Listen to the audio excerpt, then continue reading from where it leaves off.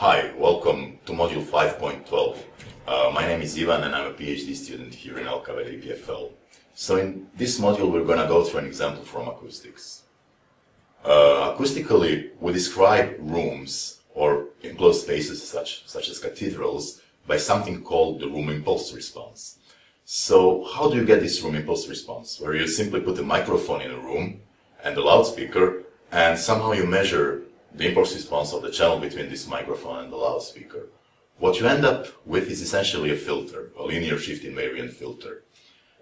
And the great thing is that we can recreate acoustics of any enclosed space simply by convolving a sound sample by this room impulse response. And another great thing is that this sounds amazingly realistic, as we're going to see in the lecture. But so, what about an inverse procedure? So what if you recorded some sound sample in a cathedral, for example, and now we want to get rid of the echoes. We want to have a dry sound, original sound, as if it was sound in, for example, an anechoic chamber. So can we do that? And in this module, we're going to see how to do it in a simple setting using some tools that you already know about. So, for example, we're going to use some tools from filters and some very simple Z transforms. After going through this example, we're going to take a look at the different problem, which is called acoustic echo cancellation. And this is something that you need to take care of when you're, for example, talking over a phone or over Skype. You can imagine that your voice gets transferred to the other side, where then it gets picked up by the microphone again. And this is this annoying echo that you hear when you're talking over Skype sometimes, for example, if it wasn't properly cancelled. Okay, so off we go. Module 5.12, Dereverberation and Echo Cancellation. Alright, so it's good to start by saying a couple of words about how sound propagates in rooms. So here we're gonna have to deal with two effects mainly. And first one of them is something that we call free space propagation. And this is something that you observe in practice, right? The further you are from the source of sound, the lower the volume. It turns out that for a point source of sound, this can be described by the following statement. Sound pressure is inversely proportional to the distance that the sound had to travel. This is equivalent to saying that it's inversely proportional to time with another constant that the sound had to travel. Another effect is reflections. Okay, in rooms, sound reflects off the walls, and every reflection attenuates the sound. In practice, these attenuations are depending on the frequency and on some other things. It's like different materials and different walls, but we're gonna model them using the single coefficient alpha here. So we're gonna say that every reflection attenuates the sound by alpha. And what we mean by that is that if the sound pressure of the sound wave just before hitting the wall is P, then the sound pressure just after bouncing off the wall is gonna be alpha times P. Okay, very simple. So in principle, this alpha is strictly smaller than 1. So it turns out that we can describe the room as a linear filter. And what does this mean? Well, this means that if we want to describe the system between the source of sound and some sound sink, for example, a microphone, then we can simply write out what the microphone picks up, so the thing recorded by microphone, as the emitted sound, the input sound, convolved with some impulse response, okay, corresponding to the room, describing the room. We call this impulse response the room impulse response. Okay, this is a very common abbreviation. Now, this is good news because it means that the room is just a linear shift invariant system once we fix the locations of the source and the receiver. And this means in turn that we can use all the tools that we developed so far to deal with linear shift invariant systems, for example, the discrete time Fourier transform or the Z transform, to deal with rooms. Fabulous. Okay, so let's start by hearing how some very different rooms sound like. And we start by an anechoic chamber. This is a room that is designed in a special way so that there are no reflections of the walls, there are no echoes. That's the name anechoic. And, you know, for example, having a conversation in such a room is really weird because you really have to look at the speaker. Once you turn your head around, there are no reflections.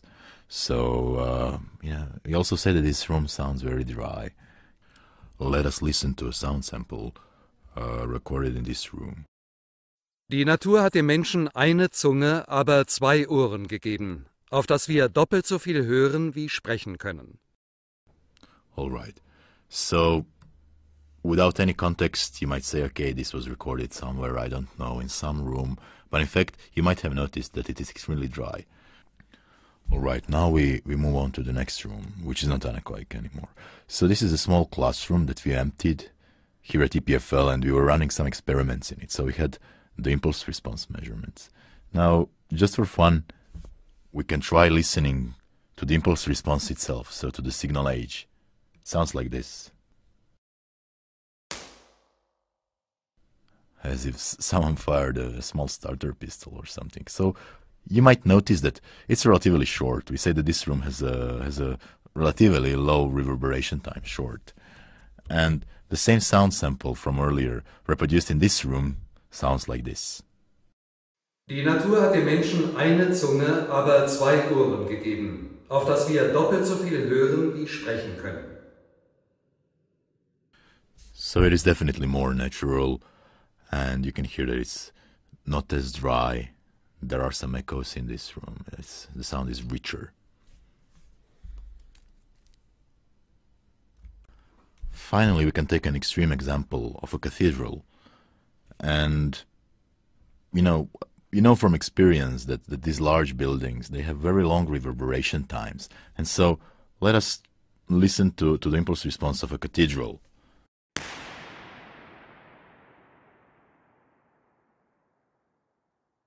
So it is very different from the impulse response of a small classroom, right? It's much, much longer. These are very reflective surfaces, and there's a huge volume, so the reverberation time is very long. And the same sound sample reproduced in the cathedral sounds like this. Die Natur hat dem Menschen eine Zunge, aber zwei Ohren gegeben, auf das wir doppelt so viel hören wie sprechen können. As mentioned earlier, these sound samples were obtained simply by convolving the original sample from an anechoic chamber with the impulse response of the corresponding room, so BC329, or in the EPFL classroom, or the cathedral. Now we can start having some fun. Let us analyze a very simple room that will allow us to write some formulas explicitly. This is not really a room. So imagine that you're standing halfway between two very long walls. Say that these walls are infinite or just very long. And these walls are at a distance d from one another. Okay? And the fact that you're standing exactly halfway between them means that the reflections, and you're having a microphone, okay, and the reflection from this wall, okay, will arrive at the microphone at exactly, or approximately, but we're gonna think about exactly the same time as this reflection from this wall. This simplifies some things, okay? And the impulse response of this room, where you're standing, is given by this formula. So notice that it is just a bunch of shifted delta functions. Each delta function models one reflection, and we know that the kth reflection must be scaled by alpha to the k because it was attenuated k times by a wall. And there is also this free space propagation. So notice that in the denominator there is this k times t term which models the free space propagation. And this epsilon here, it just helps us. It's like a patch for a formula to avoid division by zero. Or if you want, it models the first direct path to the microphone because the microphone is a bit removed from the mouth. It's not exactly collocated. And what is capital T? Well, it is just the time necessary for the sound to go from the source, so from the mouth, to the wall and back. So what is it?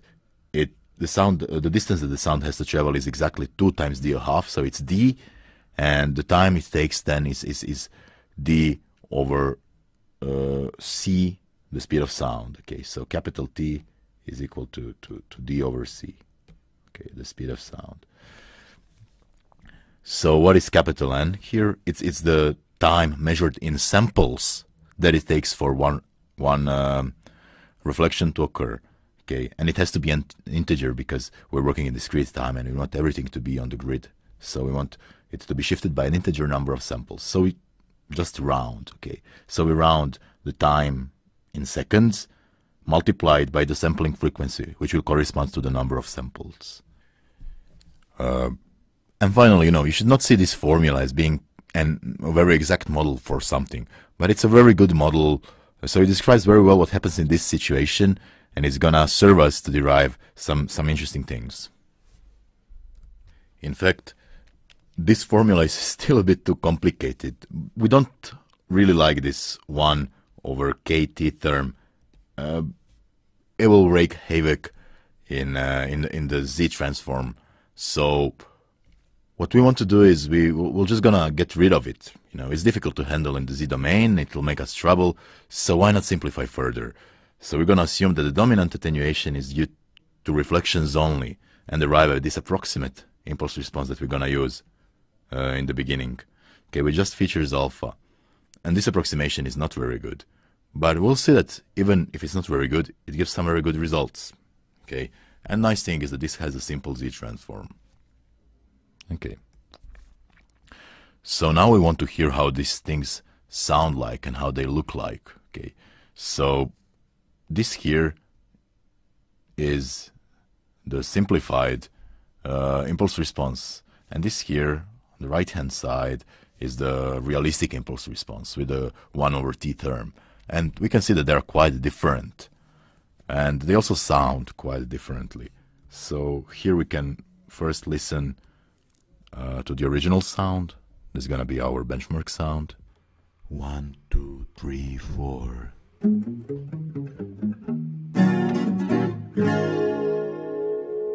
Okay, it's some voice and some guitar.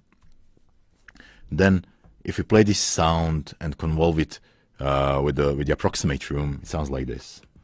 1, 2, 3, 4.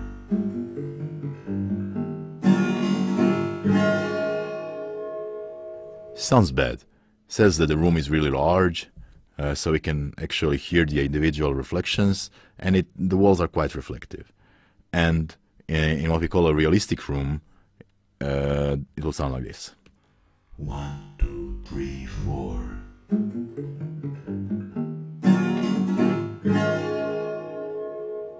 Okay, so it is much more natural, even though obviously it's not a real room. Our goal now is to invert the room. So we have the reverberated sound, and we want to get rid of the room influence. So we want to remove the echoes, the reverberation from this sound. And we're gonna do it using signal processing, of course. So the reverberated sound is given as a convolution, okay? And here we say that it's given as a convolution between the input sound X and the approximate impulse response, okay? And our goal is to design a filter that reverberates this sound. So we're gonna have a simple linear scheme, nothing complicated.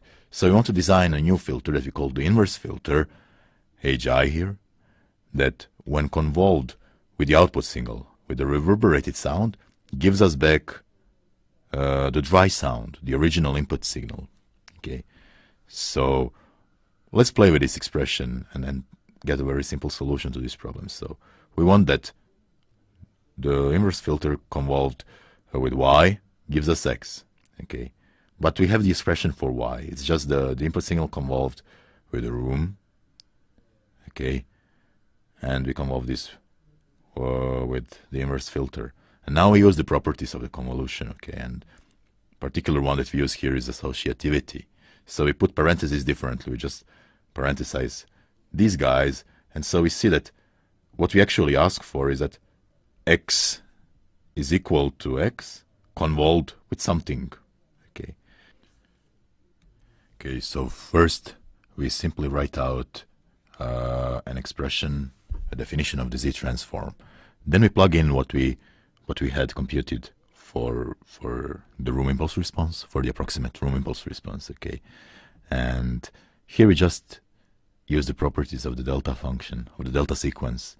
So we can switch the sums. So this here is actually equal to first sum over k, and then we can put alpha to the k here, and then we can put sum over n, and whatever depends on n inside. So this is just z to the minus n delta of n minus k, capital N.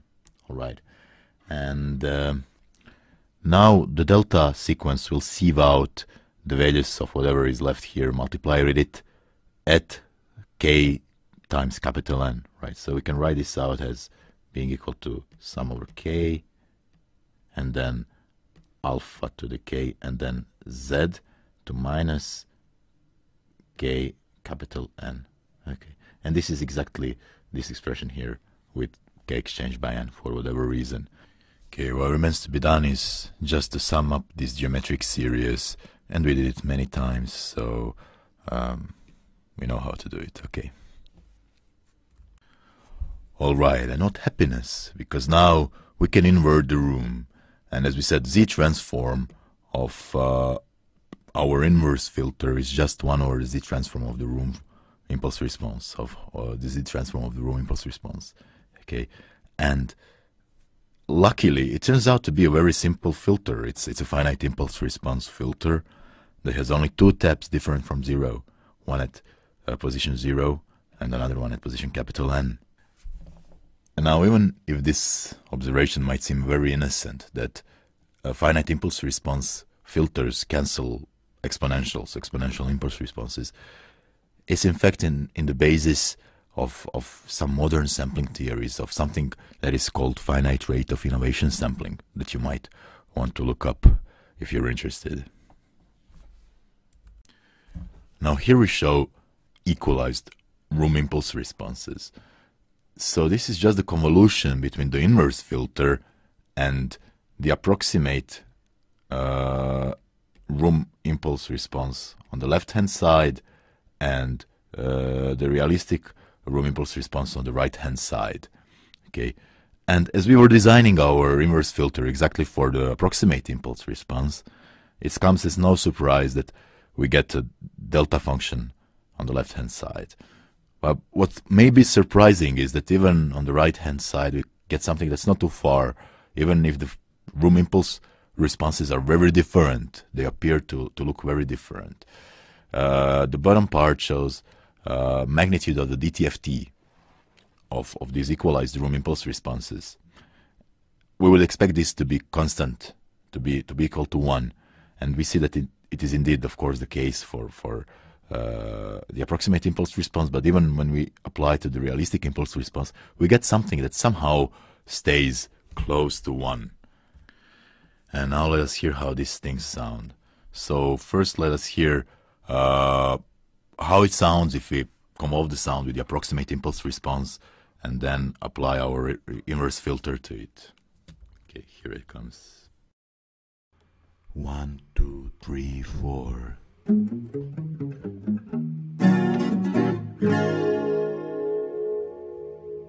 It sounds exactly like the original sound.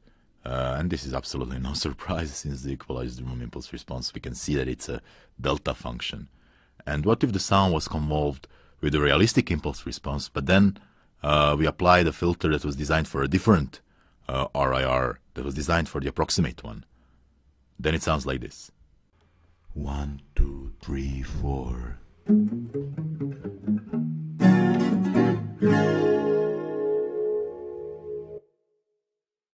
It is slightly different, but perceptually, I mean, it is extremely close to the original sound. And here is where we see the power of approximation. So even if we heavily approximated the real room impulse response, perceptually the result is not too bad. What happens if we have a different kind of model mismatch? Assume that we designed everything almost perfectly, but somehow when we were designing our inverse filter, we thought that the room has a different size than what it has in reality, and we made just 1% error in the room size. Then the things would sound like this. Okay, first I will play the original sound just so that you remember how it sounded. 1, 2, 3, 4.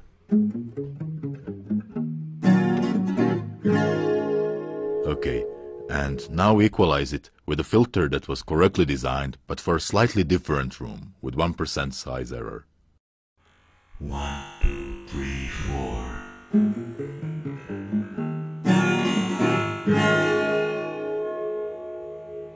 It's just sad. And you can see what happened if you look at the equalized impulse response. It looks nothing like the delta sequence. Also, the frequency domain plot shows that some frequencies are very amplified around here, and some frequencies are very attenuated, very close to these amplified frequencies. It's nothing like the constant that it should be, right around 1. So it's clear that something bad happened. And it's also something to think about. It tells us that our design method is not really robust. It's quite brittle, actually. And now we'll quickly take a look at a different application where we have two people talking over a phone, over internet, say, over Skype, as is shown in this figure.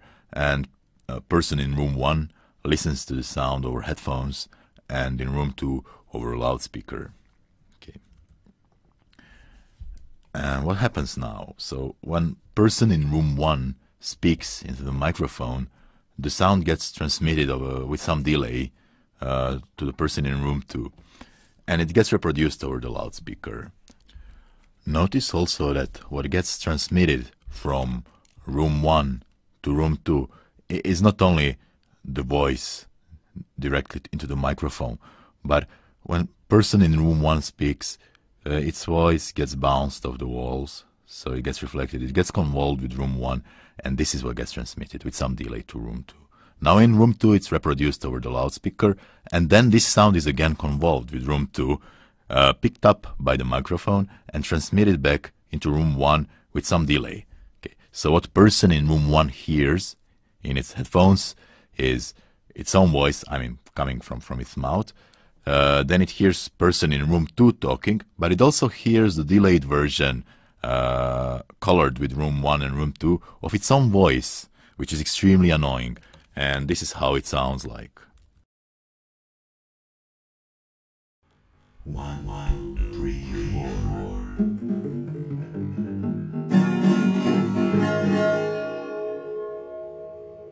4. Here, for simplicity, we use the room impulse responses that we have explained and computed earlier. So, how do we get rid of this annoying echo? Well, somehow the most natural idea that first comes to mind is we know what gets transmitted from room 1 to room 2. We know what comes in to be reproduced over the loudspeaker. So, call this S of n. So why not just subtract S of n from whatever is being sent back to room 1? And this is a very nice idea. Makes a lot of sense, except that it does not sound very well. So here's how it sounds like. 1, 2, 3, 4.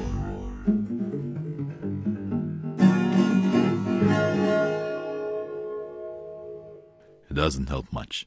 So the reason why it doesn't help much is that not only S of n gets transmitted back to room 1, but also the reflections of S of n of all the walls in room 2.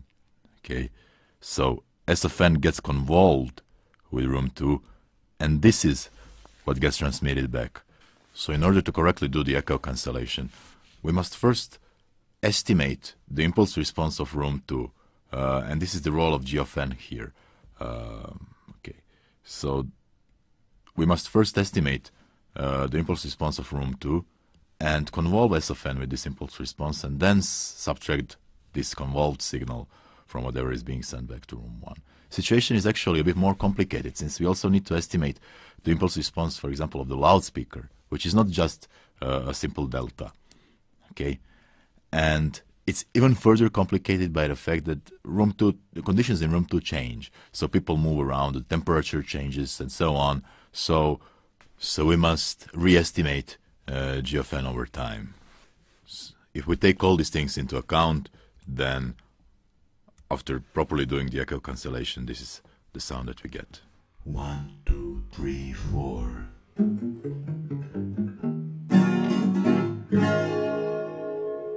As expected, the result is near perfect, right? Because we assumed perfect knowledge of room 2. And so the only deformation that we have in the sound now is coming from the fact that it is combined with room 1. We are essentially done here with module 512. And before concluding, I'd just like to ask you the following simple question. Is it really this simple? So I challenge you to work out the formulas for a very simple case. Again, 2 parallel walls, but where you're not standing exactly halfway between the walls. You're moved to either side.